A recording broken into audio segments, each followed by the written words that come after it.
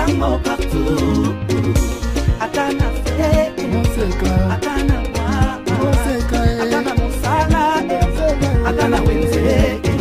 3,5, 4,5 ou 5,5 $, le wax de mon Moseka vous rend inoubliable.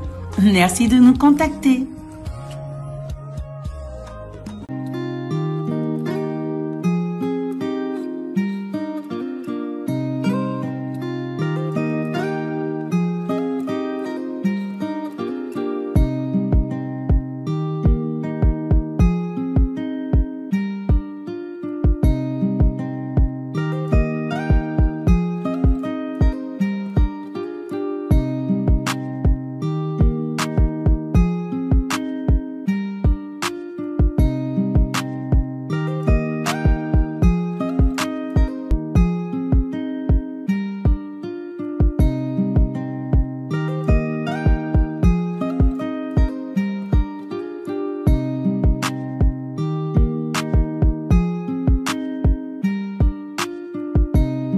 Non à la balkanisation de la République démocratique du Congo. Le Congo restera un et indivisible.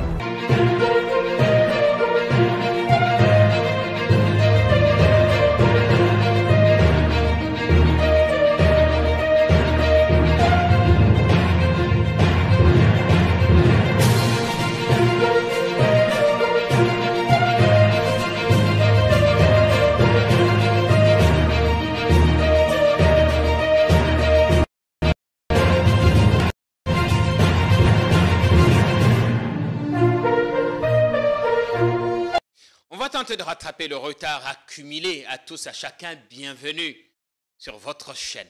On est là et de retour. En bonne santé et en vie. On espère autant pour vous. On commence une nouvelle semaine. Comme ici, nous restons convaincus qu'une nouvelle semaine est une toile. C'est un livre avec cette page blanche. Et vous avez le choix d'y mettre ce que vous voulez. Le contenu de votre choix. Travaillez comme si il ne vous restait qu'un tout petit instant à vivre. Mais prenez également le temps de vous reposer et de prendre soin de ceux qui vous sont chers. Chérissez le temps qui se présente à vous. Parce que le temps, dès qu'il passe, il ne revient plus. Travaillez. Oui. Et prenez le temps de vous reposer. Il y a beaucoup de choses qu'on a à vous dire ce matin.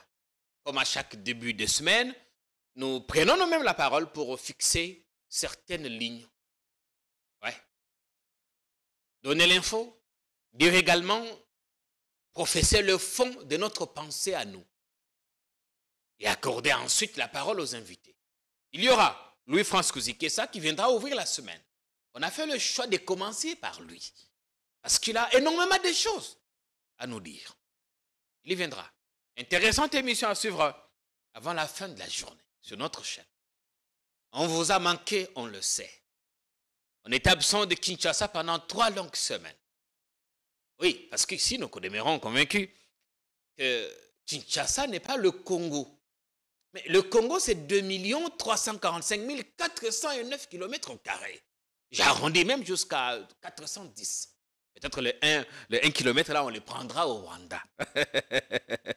Ah, j'ai suivi les menaces du président rwandais ce week-end. Là aussi, je reviendrai dans l'émission.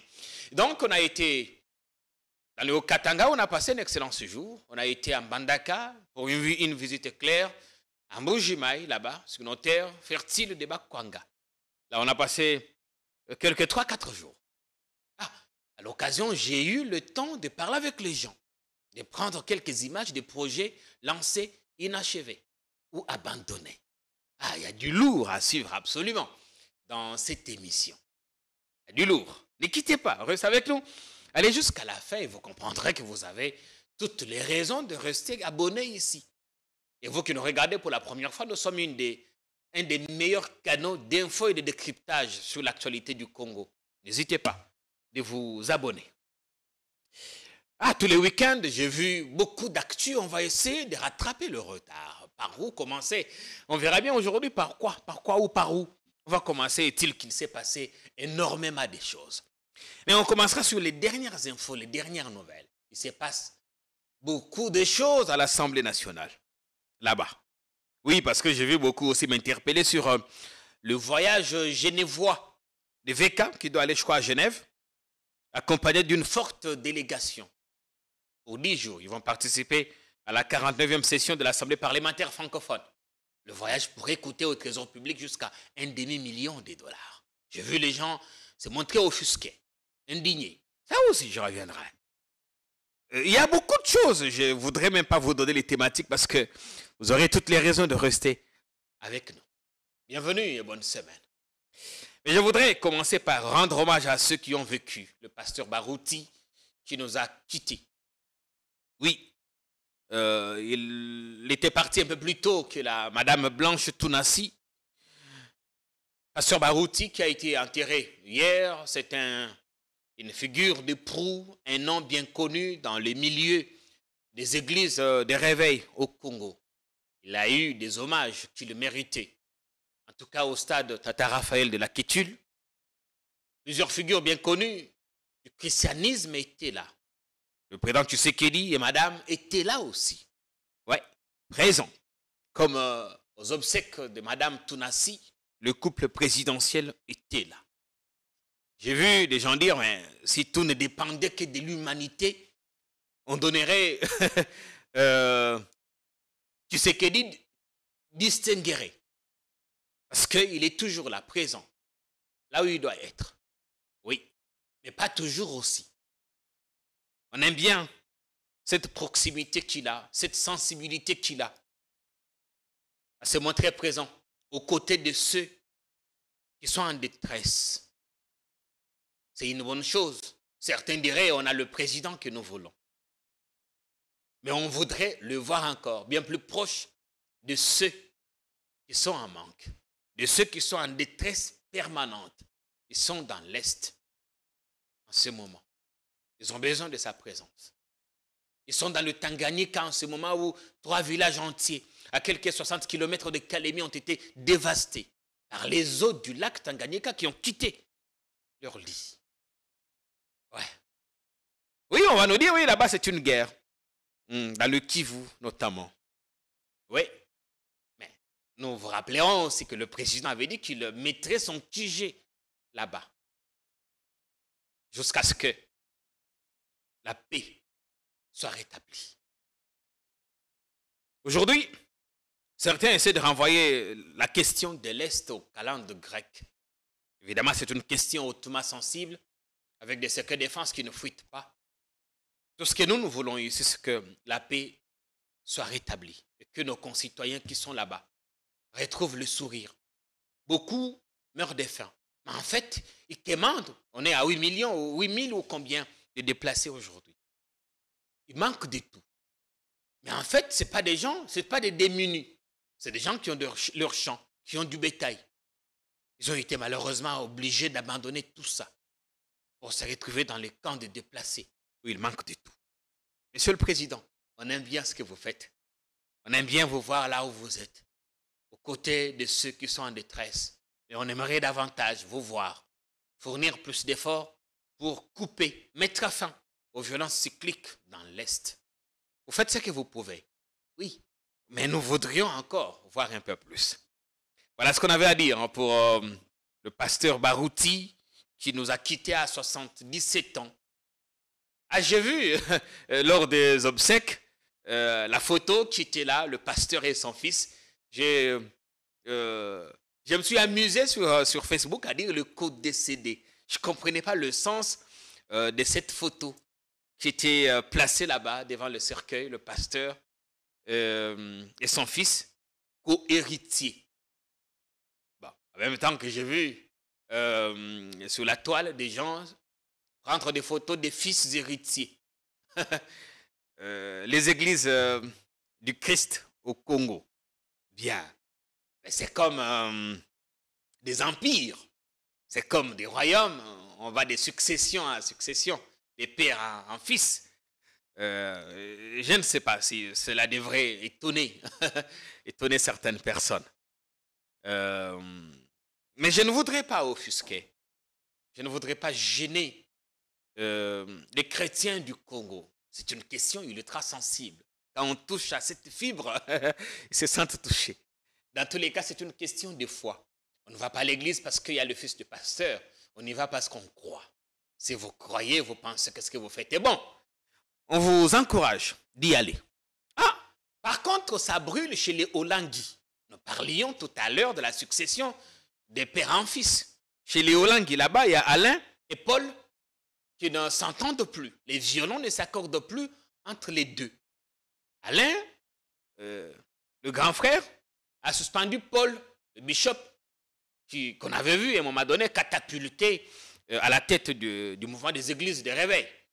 Quand Dodo Kamba, dans le conflit avec Dodo Kamba, vous vous en souviendrez, il avait fini par partir lui-même. Et son frère dit, on a attendu 6 bonnes années. On a pensé qu'il changerait. Il n'a pas changé. Il ternit l'image de nos parents. Qu'est-ce qu'il fait déjà de si honteux, de si immoral au point de ternir l'image des parents? Et Alain a décidé de suspendre son frère. Et la réaction ne s'est pas fait attendre. Paul a dit à l'épouse d'Alain que si elle veut continuer à avoir son mari en vie, qu'il arrête son aventure là.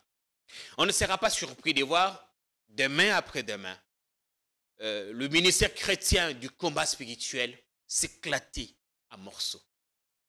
Ouais, avec des ailes dissidentes, comme on l'a vu pour d'autres églises.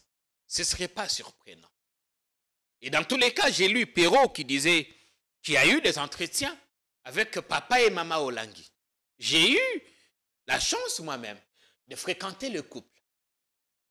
Ceux qui suivaient, en tout cas les 4 ou 5 dernières années, les vies de papa et maman, quand il y avait des grandes manifestations, des grandes conférences bibliques là-bas. Le signal, pour ceux qui étaient à l'étranger, le signal venait de RTGA et c'est nous qui étions chargés de faire la retransmission, le commentaire. Et après chaque cérémonie, nous avions le privilège de rencontrer papa et maman pour un petit échange. Personnellement, on n'a pas parlé de la succession. Mais les parents se seraient confiés à Perrault. Et là, c'était, me semble-t-il, dans une émission. Maman Olangui aurait dit qu'elle n'attendait rien de ses enfants. Aucun n'était à mesure de succéder au couple. Je pense que c'est ce qui se passe peut-être aujourd'hui. Donc demain après-demain, on apprendra qu'un conflit a éclaté, que qu'un des fils a créé une aile dissidente. Ça ne devrait pas nous surprendre. Ouais, ça ne devrait pas nous surprendre. C'est comme ça que ça fonctionne ici. Quand ça va de père en fils, quand ce n'est pas guidé par le Saint-Esprit, ça reste dans le charnel, ça reste en famille, ça finit comme ça. Mais il y a par contre une bonne nouvelle. La bonne nouvelle, c'est qu'il y a eu une sorte de une évolution démocraticide des églises de réveil chez nous. Cette question mérite quand même qu'on en parle. Au Rwanda, j'ai suivi une interview du roi télé Paul Kagame, enfin, du président Paul Kagame, même s'il nous adresse, j'ai l'obligation de respecter sa personne. Tu disais qu'il a fermé près de 6 000 ou 60 000 églises chez lui. Oui, parce que les gens, au lieu de créer du travail, ils créent des églises.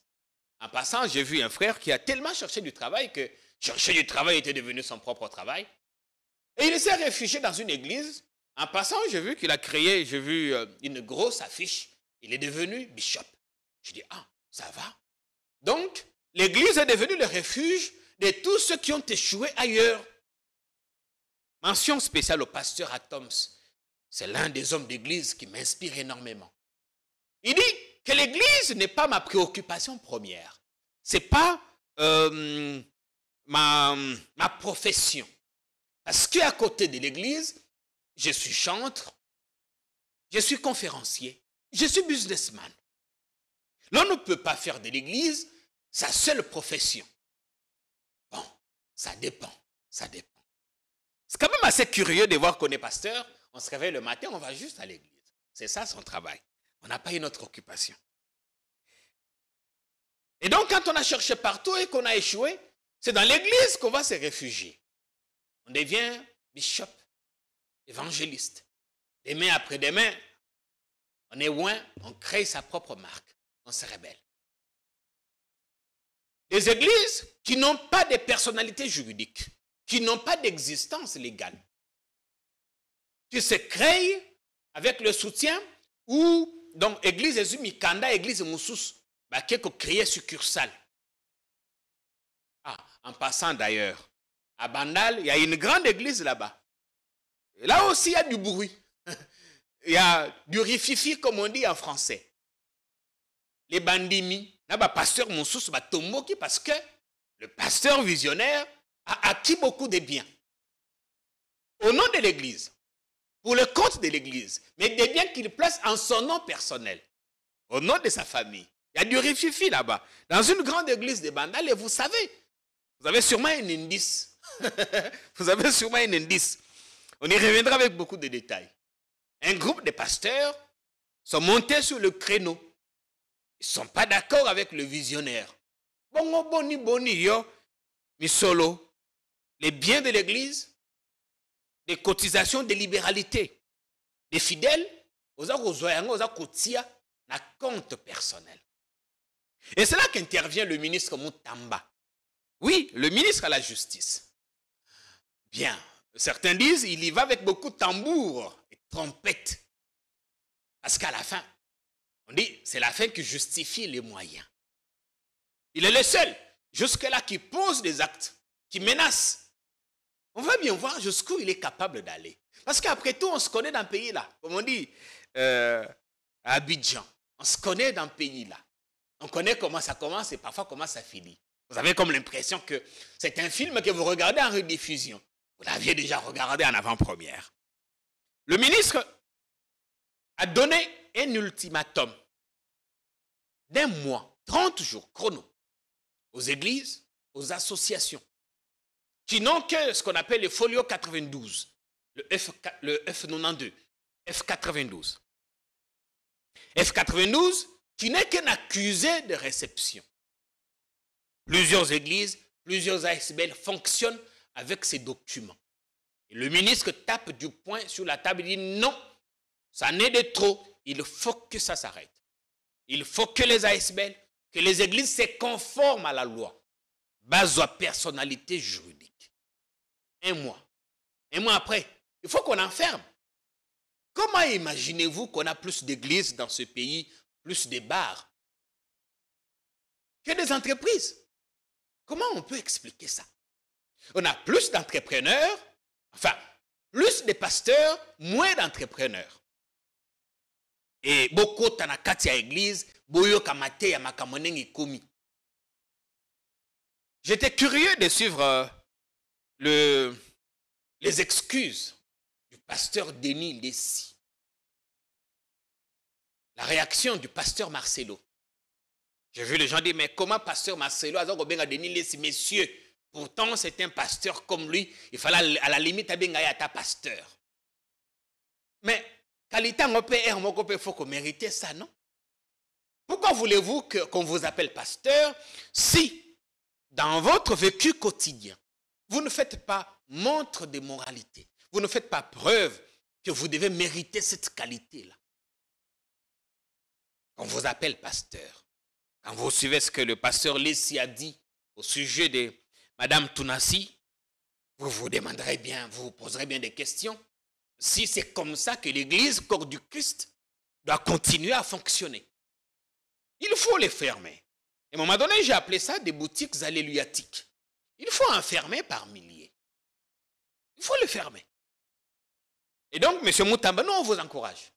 Une église n'a pas de personnalité juridique, n'a pas des documents nécessaires pour son fonctionnement, on ferme et le ciel ne tombera sur personne.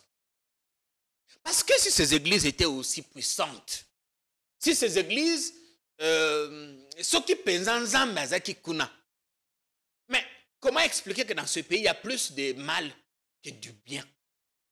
Comment expliquer que la perversité a atteint le point de non-retour, l'immoralité, la mauvaise foi, le détournement et toutes les antivaleurs?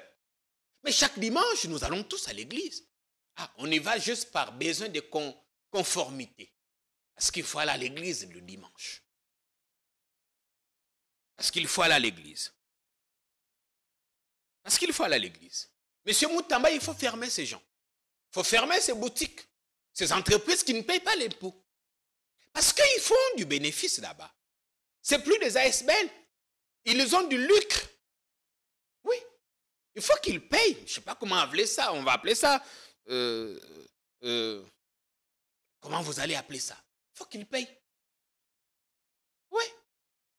Parce que ces pasteurs s'enrichissent parfois sur le dos du pauvre fidèle. Comme on dit dans la Bible, à celui qui n'en a pas, si c'est ça, le système, il faut que ça s'arrête.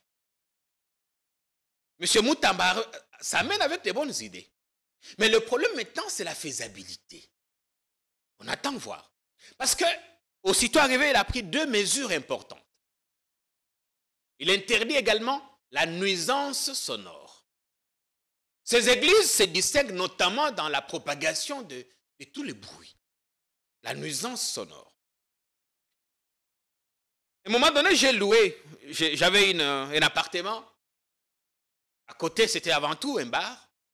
On a racheté, c'est devenu une église. Le culte commence à 8 heures. Tenez bien. Là, on est dimanche. Quand le culte commence à 8 heures, il va jusqu'à 16 heures. Parfois jusqu'à 17h30. Et le bruit, c'est à tue-tête qu'on vous déverse des tonnes et des tonnes de décibels. Mais ce n'est pas fini. Vous pensez qu'il n'y a que le dimanche? Non. De lundi à samedi, il y a prière. Quand ça commence à 17h, c'est que ça va aller jusqu'à 20h. Au point que vous vous demandez, mais comment les enfants vont étudier? Quand est-ce qu'on aura un temps de tranquillité dans ce quartier? Et des églises pareilles, il y en a. Elles sont légion. On verra bien jusqu'où M. Moutamba va aller. On l'a vu d'abord s'amener avec son chien au cabinet. Je vais frapper. Et là, on l'a vu, certains pourraient dire qu'il s'est donné un spectacle. Acheter du pain au bureau, du pain qu'on vend à la sauvette. Avant de commencer le travail, on chante le debout congolais. Ah, assez impressionnant. Je voudrais qu'on regarde Constant. Constant. Et on verra jusqu'où il est capable d'aller. On regarde cette vidéo. On se retrouve juste après. J'espère que vous passez du bon temps de télé et vous constatez évidemment que nous sommes de retour. Hymne national. Congolais, 1, 2, 3. Congolais, unis par l'effort, unis par l'effort pour l'indépendance. Laissons l'enfant longtemps courbé, et pour ne comprenons le privé l'élan dans la paix au peuple ardent. Par les labeurs, nous bâtirons un pays plus beau qu'avant, dans la paix citoyenne. Entonner l'hymne sacré de notre solidarité, fièrement saluer l'emblème de notre souveraineté. Congo, non béni, Congo, Jérusalem, Congo, au pays, Congo, bien-aimé, Congo, nous peuplerons ensemble et nous assurerons ta bonne. 30 juin au doux soleil, 30 juin du 30 juin, jour sacré soit le témoin, jour sacré de l'immortel, serment de liberté, que nous lèverons à notre postérité pour toujours.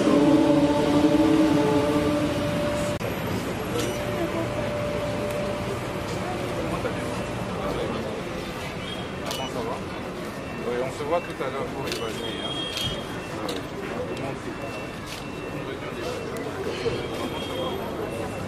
Est-ce que vous avez déjà pris le petit déjeuner? Pas encore.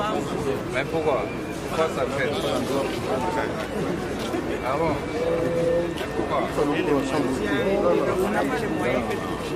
Non, patientez, vous allez prendre.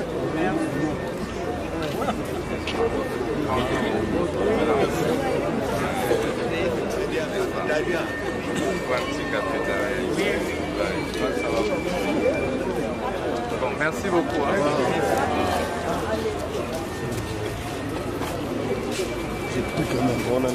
Tobenga ba mama badani tolia na tomela mo café.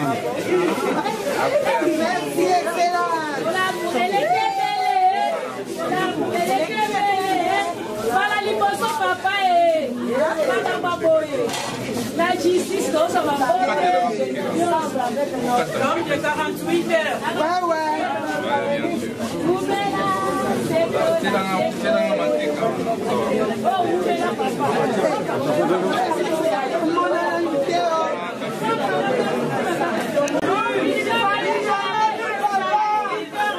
Ça va, boya.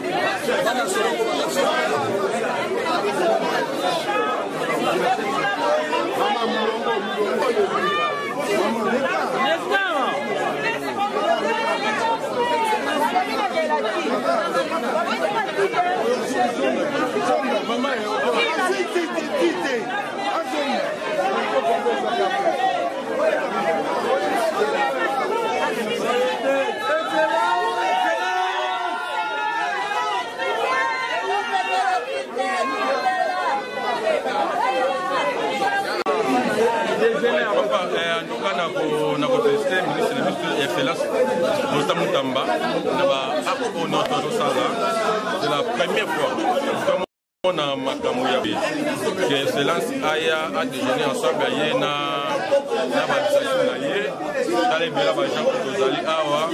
en tout cas merci Bon, il y a un peu du tout là-bas. La com, la mise en scène, un peu du théâtre aussi. Mais comme on dit, on juge l'architecte au pied du mur. On voit notre jeune ministre avec des mesures, la volonté de faire. C'est la fin qui justifie le moyen. Les gens se sont posé des questions. Comment ce jeune député s'est-il retrouvé ministre d'État?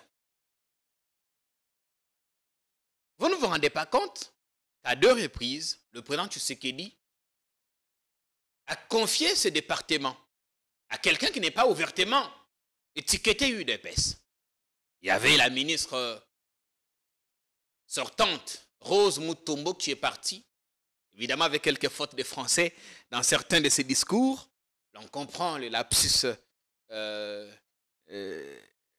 qui peut C'est arrivé de temps en temps, même si j'ai vu des internautes à faire des collections. Rose Mutombo n'était pas étiquetée UDPS, c'est une femme qui était influente dans les mouvements associatifs des femmes. Il est arrivé. Puis sur nous posons la question de ce qu'a été son bilan. Ce qu'on sait, c'est qu'elle a participé notamment, bon, c'est sous sa gouvernance, que quelqu'un condamné pour détournement des fonds publics s'est retrouvé gracié. Or, on le sait tous, que la grâce présidentielle ne peut pas concerner notamment des gens condamnés pour détournement des fonds ou des deniers publics. Ainsi arrive Constant Mutamba, avec beaucoup de prétentions. Nous lui donnons toutes les chances.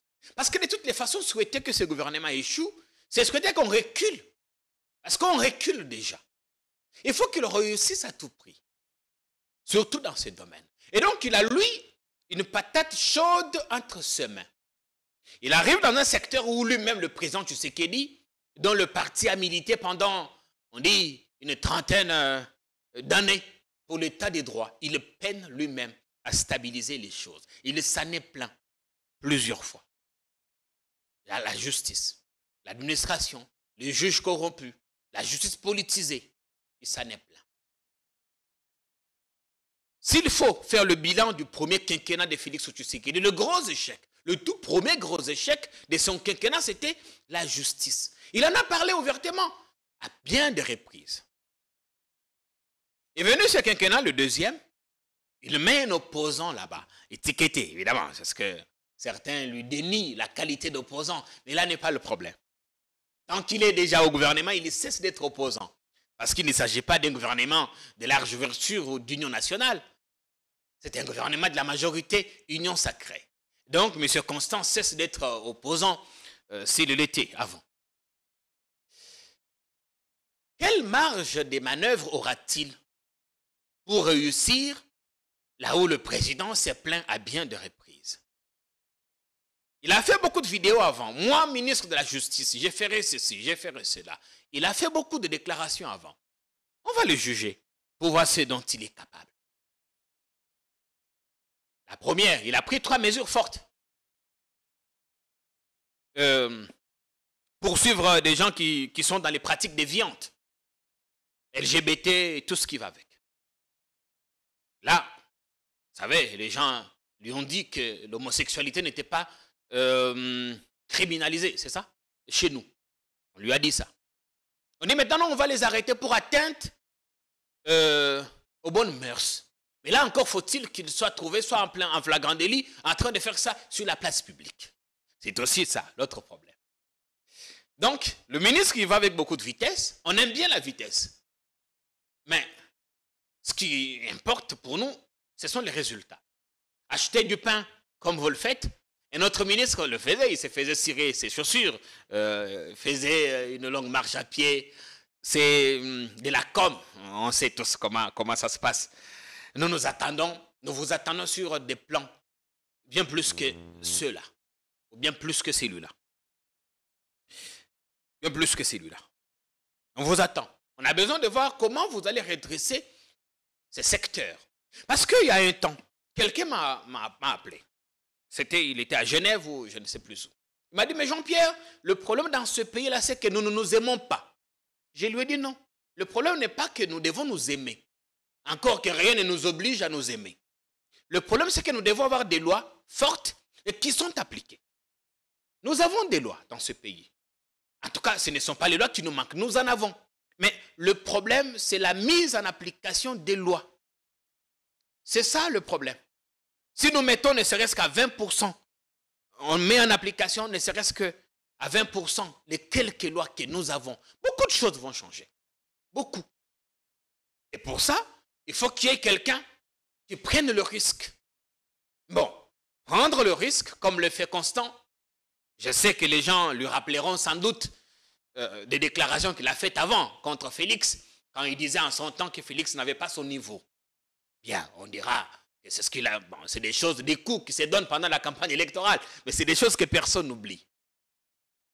Pour bien faire là-bas, parce qu'il va affronter le camp du président, ses amis, ses potes, l'UDPS et les autres poids lourds. Est-ce qu'il a une marge de manœuvre? On verra d'abord par l'expiration du moratoire ou de l'ultimatum qu'il a accordé aux ASBL et aux églises. Il a interdit également la nuisance sonore. Là, on a quelques premières images. Avant lui, le gouverneur de Kinshasa est passé par là. Gentini et d'autres, nuisances sonores. Et c'est un bon deal qu'on offre aux policiers. Beaucoup en profitent et abusent. Je commence à me demander si on vivra quelque chose de neuf encore dans ce pays. Parce qu'avant ça, Jekoko Mulumba a piloté une campagne ici de démolition des maisons, des échoppes construites sur les emprises publiques. On a démoli, mis en valeur certains sites. Sur d'autres, les vieux démons sont revenus. On a commencé à reconstruire. Maintenant, on dit non, stop à la nuisance. Non, je suis d'accord avec cette mesure. Il faut que ça s'arrête. On n'a plus le temps de réfléchir dans cette ville. On n'a plus le temps de tranquillité. Si ce ne sont pas des bars qui nous déversent des tonnes et des tonnes de décibels, ce sont les églises. Il faut que ça s'arrête. Il faut qu'il y ait quelqu'un qui se lève et dise, tiens, c'est bon, c'est suffisant. Mais maintenant, le problème, c'est souvent dans la mise en application avec certains de nos policiers qui accusent un problème de formation et qui abusent. On va suivre de près pour voir jusqu'où on va aller. Tout en précisant, monsieur le ministre, que vous êtes ministre national, pas seulement de Kinshasa. Regardons le premier coup de filet réalisé par la police, qui a mis la main sur des femmes qui pratiqueraient ce qu'on appelle là-bas pratiques déviantes. Bon, parce que là aussi, il y a un débat. On dit, mais comment voulez-vous que ce soit deux personnes majeures avec consentement, qui sont tous célibataires, qui acceptent de faire ce qu'ils veulent, et qu'on les arrête pour ça? Bon, ça dépend si ça devient de l'exhibitionnisme, si c'est fait à la place publique. Je voudrais qu'on regarde d'abord le premier coup de filet de la police, qui a mis la main sur certains responsables des débits des boissons et des femmes. On les appelle ici des tchèles. On regarde et puis on revient. Il y a encore beaucoup de choses à vous dire. Ne quittez pas. Au cours de l'opération menée cette nuit, les services de la police du commissariat provincial ont surpris. Et le résultat est très satisfaisant, d'autant plus que les gens que vous avez devant vous ont été interpellés sur base d'une plainte de la population ou qu'elle dérange. Et il y a donc ces plaintes-là. Et non seulement ça, il y a peu, le MINETA a donné injonction pour que nous puissions poursuivre toute personne qui se rendrait coupable de l'infraction de nuisance sonore et qui encouragerait d'une manière ou d'une autre les pratiques visant la dépravation des mœurs. Alors, vous avez suivi vous-même le week-end des publicités qui annonçaient « Soyez intimidés » signifie rien d'autre que des femmes que vous voyez là devant qui n'ont pas honte de se dénuder devant tout le monde moyennant 15 000 francs. Voyez les degrés qu'on enseigne aux enfants et aux citoyens de la capitale. Soucieux de cette action qui détruit l'humanité, qui détruit la jeunesse quinoise, qui détruit tout le monde, il fallait stopper cette hémorragie. C'est pourquoi cette opération de cette nuit, là, elles sont bien vêtues parce que la police est humanitaire et humaniste. Sinon, elles-mêmes n'en ont pas besoin. On les a trouvées nues comme Adam et Ève. Alors, la police les a vêtues pour ainsi les présenter et les déférer à qui des droits. Tous ces instruments qui sont là et les fameux DJ qu'on appelle, eux aussi ont été interpellés pour qu'eux aussi puissent répondre de leurs actes. La paix, c'est dans le calme qu'on peut réfléchir. Comment on peut inventer même une aiguille, même un vélo. Pourquoi pas une moto comme les autres. C'est pas dans les bruits qu'on peut faire des inventions. Les Quinois désormais doivent apprendre à vivre dans le calme il y a des temps, il y a des décibels pour la musique, c'est ce qui doit être respecté. Quand ça sort, ça devient un dérangement pour quelques corporations que ce soit, bar ou encore église ou toute autre organisation, il faut respecter. Oui, il faut sévir. Et sévir fortement. Et n'est pas abusé non plus. Parce qu'à la fin, quand on commence à arrêter et tout ça, on dit, mais il n'y a pas d'emploi dans ce pays. Mais si vous avez un bon coin, au Tébakiti, au décibel, comme on dit, un volume acceptable, les gens viendront toujours. Après une certaine heure, vous fermez.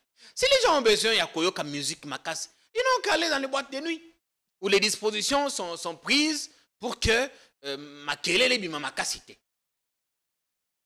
Vous vous rendrez compte que sur chaque avenue, si on a 100 parcelles, il y a maximum 10 églises et une dizaine de bars. C'est inconcevable, non, quand même? C'est inconcevable. Et à cette heure même, je tourne cette émission autour de 10 heures et vous verrez qu'il y a des débits de boissons qui sont déjà ouverts. Des gens qui s'enivrent déjà. C'est pas normal, quand même. C'est pas normal. Il faut agir. Nous reviendrons avec plus de détails. Pour aujourd'hui, passer des commentaires sur ce qui arrive à BK. Ce qui arrive à BK. Toute la semaine passée, il y avait la polémique. Il y a des magiciens, des sorciers qu'on aurait trouvés devant sa porte en train de faire des incantations. Et là, il y a Mbosso qui revient à la charge, qui dit que les membres, le bureau provisoire, les cabinets, tout ça, les membres n'ont pas été payés.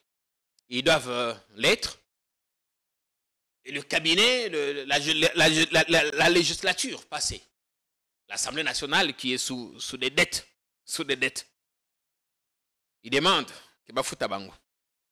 VK lui-même doit faire un déplacement pour participer à une session de l'Assemblée francophone, l'Assemblée parlementaire francophone.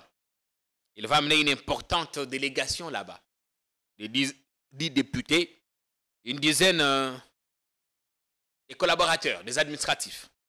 Ça fait beaucoup de polémiques. Parce que les gens estiment que ce séjour d'environ 10 jours pour écouter jusqu'à un demi-million de dollars. Et on s'est déjà calculé, si on donne un demi-million de dollars au service national, combien de massangou ils peuvent produire? Combien de massangou ils peuvent produire? On y reviendra, parce qu'on a des invités sur ça. On y reviendra sur ça. D'ailleurs, comme je parlais du service national, je voudrais que totalement moquer ces images qu'on a ramenées de Mbandaka. Parce que pendant longtemps, les gens ont dit, mais le service national se limite à Kinshasa et au Katanga. Au Katanga, il y a eu une forte polémique là-bas, avec l'implication de certains politiciens. On arrête de Koulouna, mais comme ces gens sont en quelque sorte constituent des bases arrières pour les mêmes politiciens. Ce sont eux à qui ils font recours quand ils ont besoin d'affronter d'autres camps politiques. C'est à eux qu'on fait recours pour des sales besognes. Alors ils ne veulent pas qu'on les arrête. On a dramatisé. J'ai assez d'éléments sur cette histoire. Mais regardez d'abord les images de Mbandaka, parce qu'après le Katanga, après le Kasaï, au Kasaï central et Kasaï oriental, il y a eu des volontaires. Après le Katanga, on a fait. On était à Mbandaka, dans l'Équateur. Je vous laisse regarder les images, on reviendra. On reviendra pour parler du porte-parole de l'opposition, parce que là aussi, ça fait polémique. Ils ont la même destination, c'est Kanyamakasese. Quand ils arrivent là-bas, on les met tous ensemble. On ne les met pas selon leur provenance ou selon leurs origines. On les met tous ensemble pour le brasser. C'est un brassage national qui se fait. Certes, on a fait récemment dans la province, dans l'ex-Katanga, on est à l'Équateur. Mais je voudrais aussi préciser ici que nous insistons et nous disons, nous sommes le service national. Donc nous allons nous occuper de tous ces jeunes en situation difficile ou en délinquance juvénile sur l'ensemble de la République. Il faudra peut-être préciser un élément. Lorsque nous venons prendre ceux de l'Équateur, lorsque vous lisez, vous parcourez leurs fiches d'identification, tous ne sont pas originaires de l'Équateur. Il y en a qui sont d'origine d'autres provinces. Lorsque nous prenons ceux du Katanga, tous ne sont pas originaires du Katanga. Kinshasa, la même chose. À Kinshasa, la ville cosmopolite, vous trouvez ceux qui sont originaires du Congo central, du Kivu, de la province orientale, ainsi de suite. T'as pas à une province de manière exclusive pour que certains disent non, voilà, on est en train de vouloir apurer notre jeunesse. Ça, c'est un discours politicien. Ce n'est pas ça le service national. Il y a des critères. Ici, je voudrais encore préciser que nous sommes dans la lutte contre la délinquance juvénile, nous sommes dans la lutte contre la criminalité. C'est une lutte. C'est-à-dire, on ne demande pas, on n'attend pas que ces gens, les criminels, eux-mêmes viennent ou complètent. Vous comprenez? Donc on doit les traquer. C'est vrai qu'il arrive que dans plusieurs provinces, on commence à voir que de plus en plus de jeunes sont conscients. En dehors des criminels, en dehors des délinquants, il y a des jeunes volontaires qui s'adonnent. Vous venez de voir ici à l'Équateur, plus de 50% sont des jeunes volontaires. Eux-mêmes qui sont convaincus qu'au service national, il y a un avenir pour les jeunes. Ils viennent, ils s'inscrivent au service national et nous le prenons. Et tout cela, c'est pour démentir ceux qui disent ou ceux qui pensent que Kanyamaka c'est un système roi, où le service national c'est un lieu de torture. Ça, ce sont des discours politiciens. Nous disons aux provinces qui hésitent, ou aux provinces qui sont en train de tergiverser ou de chercher à politiser la chose. Aujourd'hui, nous allons partout où nous allons, ils font des caprices. Que demain, ils ne se plaignent pas. Lorsque le service aura atteint par exemple 50 000 bâtisseurs, vous vous retrouvez avec votre province, vous n'avez que 300, que vous ne vous plaignez pas. Parce que les Congolais sont habitués à ces petits jeux-là, politiques. Ils vont dire non, nous on a négligé notre province. Nous donnons la même chance à toutes les provinces là où nous allons. C'est à eux de sensibiliser la jeunesse et la communauté provinciale pour qu'ils viennent et contribuer à la reconstruction et au développement de la province. C'est tout ce que nous pouvons dire pour l'instant. Nous sommes heureux. L'excellence, monsieur le gouverneur Aïe est à côté de nous. Nous avons fait avec le commissaire provincial de la police un travail bien fait. Avec lui, nous sommes à notre deuxième opération. C'est avec lui que nous avions organisé l'opération dans le Congo central qui a été bien fait. Tout s'est bien passé. Il y a des couacs, il n'y a pas de mineurs là-dedans. Il n'y a que les majeurs. Et voilà. Bien. J'ai vu beaucoup Bandekebele à Katanga m'interpeller, mais Tatou, comment on fait une déportation des jeunes Katangais? Tu es là et tu n'en parles pas. Vous pensez vraiment que s'il y avait déportation, qu'on prenait des gens, soit pour aller les tuer, les torturer, je serais là en train de vous dire, oui, on fait du bon boulot ici. J'allais le dire. Si on ne l'a pas dit, c'est parce que ce qui s'est fait là-bas n'a rien de ce que le politicien alimente comme discours. Même s'il peut être vrai que certains policiers peuvent verser dans l'abus. Ça peut arriver dans les arrestations. Mais à la fin, ces jeunes gens vont pour être formés. Parce que la plupart, ils sont source de criminalité, source d'insécurité dans le milieu. Et j'ai vu qu'à Lubumbashi, là où il y a beaucoup de bruit, il n'y a pas que des criminels. Il y a maintenant de plus en plus des volontaires qui viennent d'eux-mêmes. Il y a eu ces discours alimentés, en tout cas, il faut le dire, par les politiciens. Les politiciens du pouvoir. Quelques noms, je les citerai bientôt. Les politiciens du pouvoir. Pourquoi?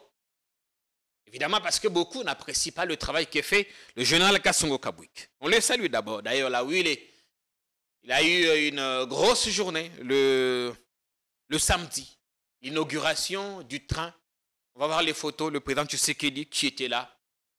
Une très très bonne chose pour le service national qui a vu certaines de ses productions pourrir à KCC ou en route parce que la SNCC avec beaucoup de caprices ne pouvait pas relier rapidement un coin à l'autre et désormais ils ont acquis leur train, des locomotives qui vont permettre de faire le trafic des navettes KCC, Lubumbashi, le Kasai, Mweneditu, Kananga.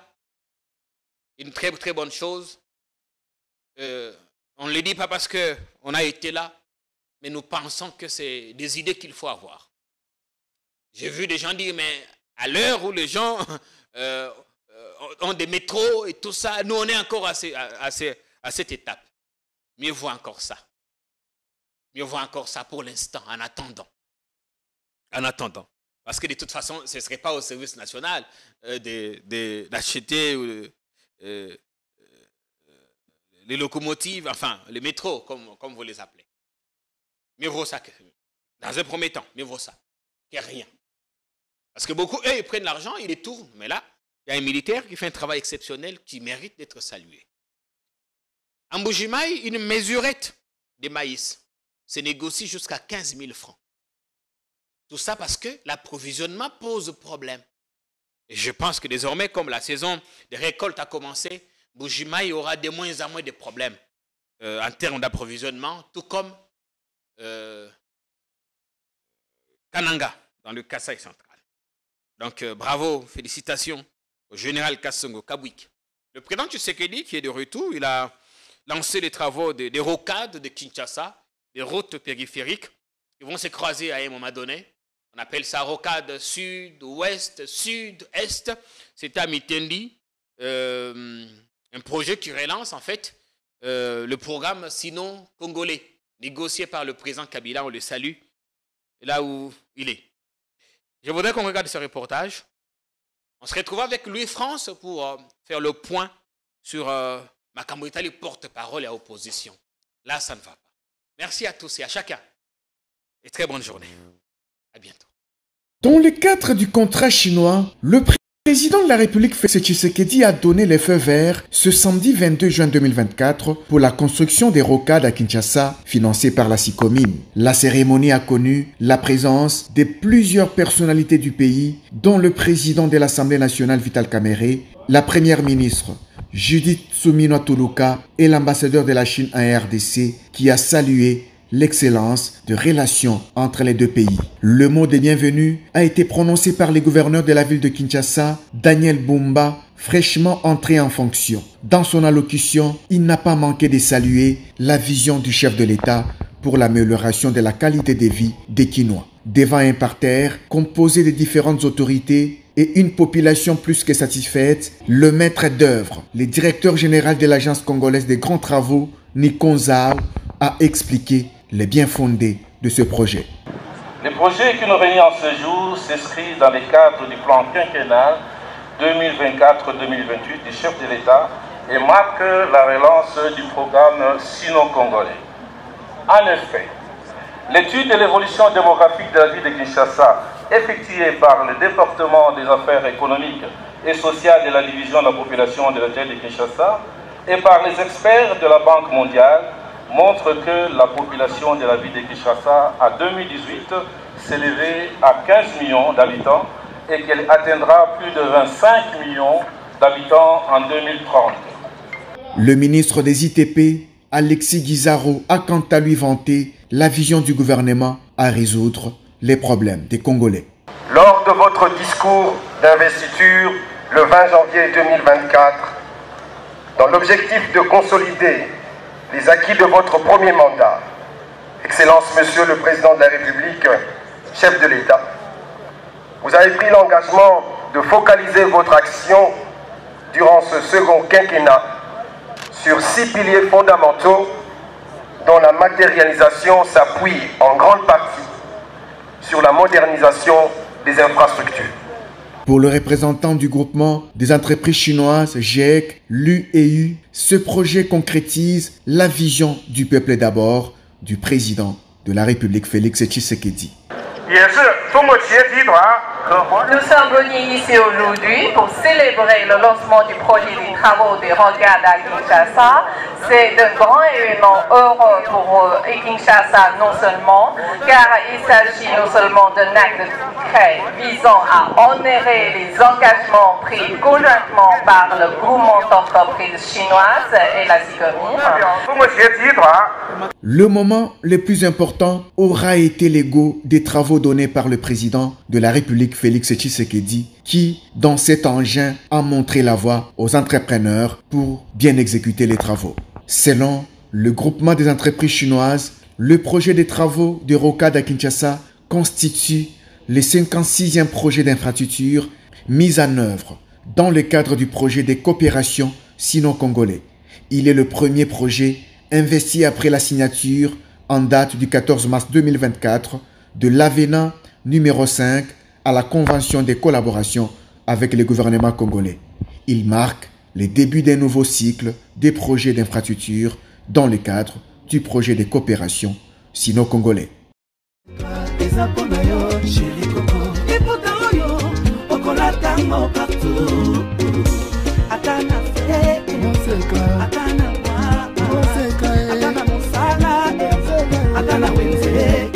À 3,5 ou 5,5 dollars, le wax de Momo Moseka vous rend inoubliable.